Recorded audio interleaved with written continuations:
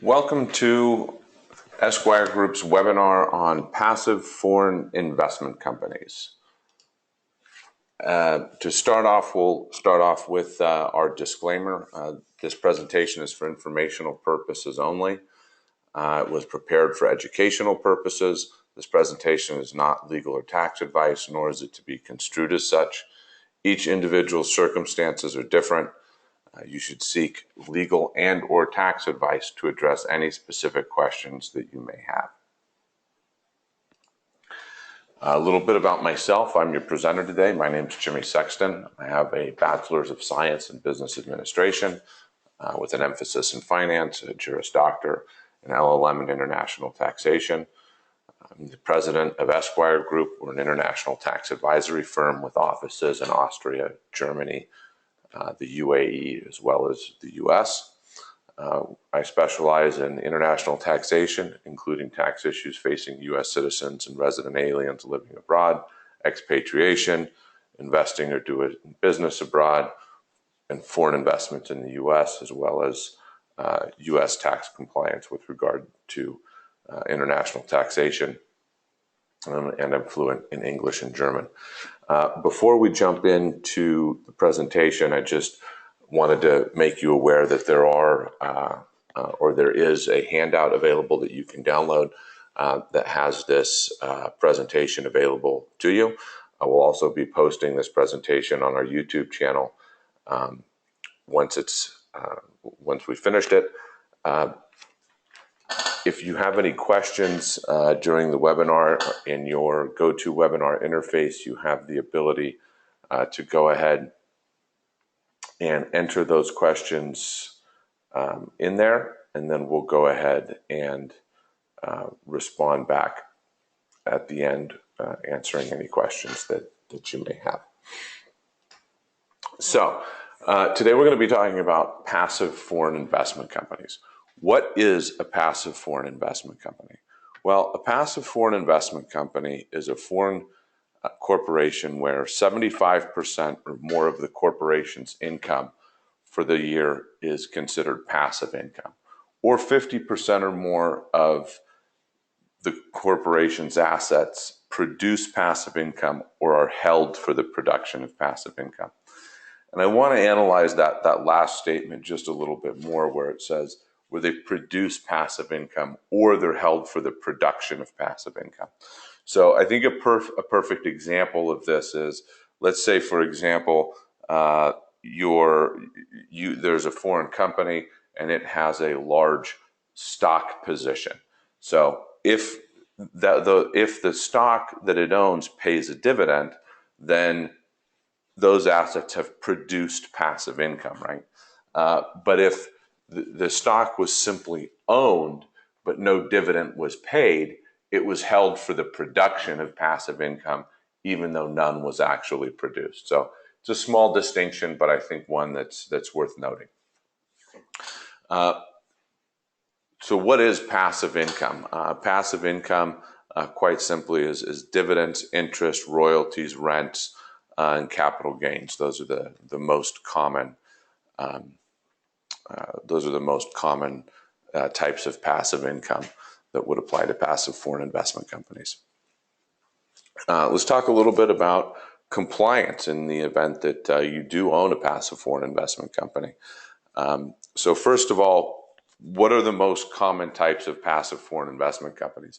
If you take a look at the definition that we just gave, or that I just gave, it seems pretty simple that the very most common type of passive foreign investment company is a foreign mutual fund.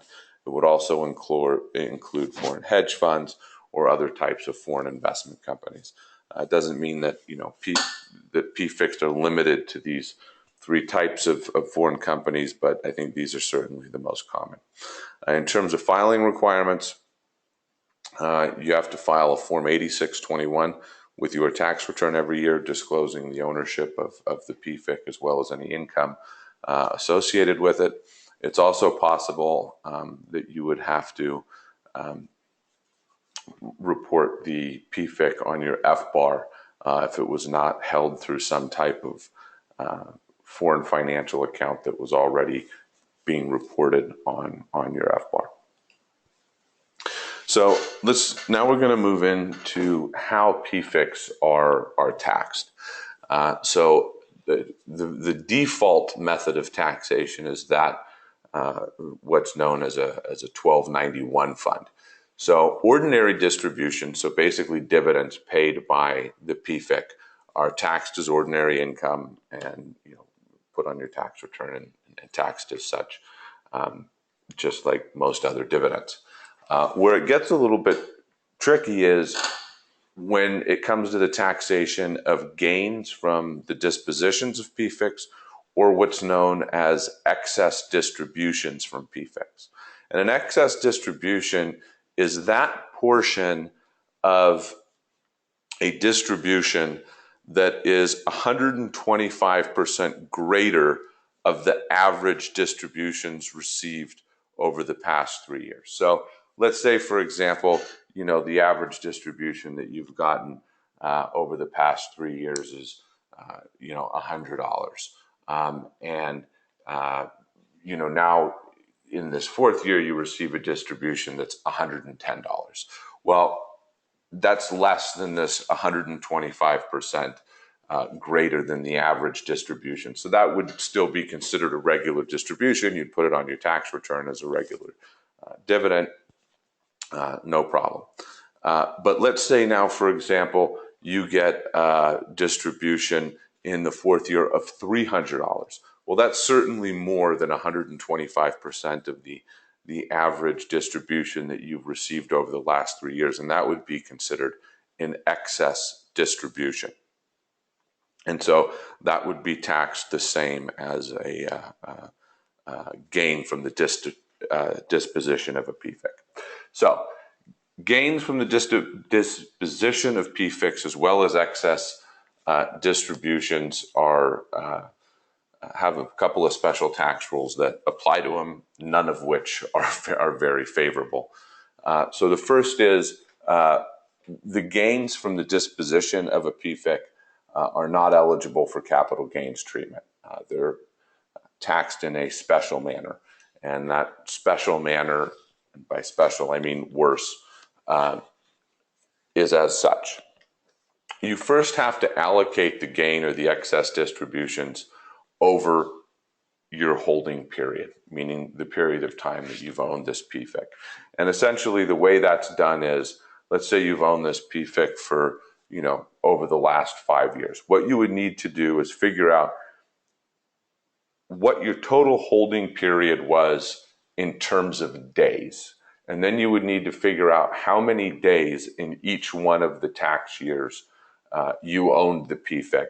And then you'd have to figure out that based on those days that you owned the PFIC within that tax year, how much gain is allocable to each one of those tax years. Then you'd have to apply the highest tax rate that was in effect during each one of those tax years.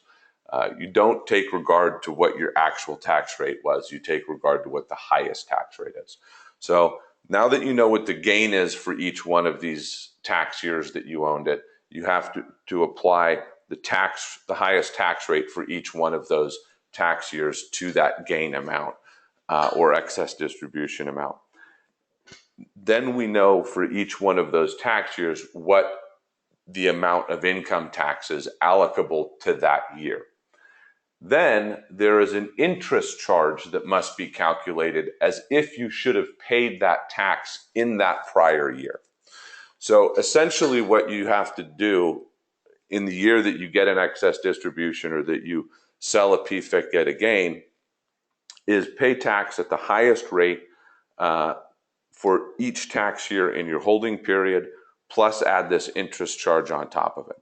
A lot of times the tax and interest charge is so horrendous that it completely eats up the gain of a PFIC, not to mention the complexity and cost involved in calculating what this gain and interest charge is.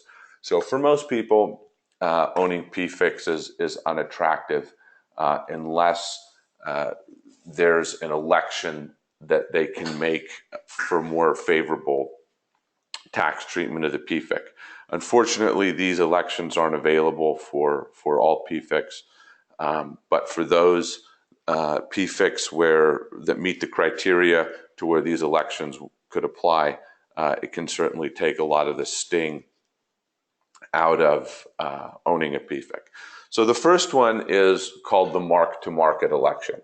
The mark-to-market election is fairly simple. Basically, any dividends or distributions received during the year are taxed as an ordinary dividend, as ordinary income on your tax return.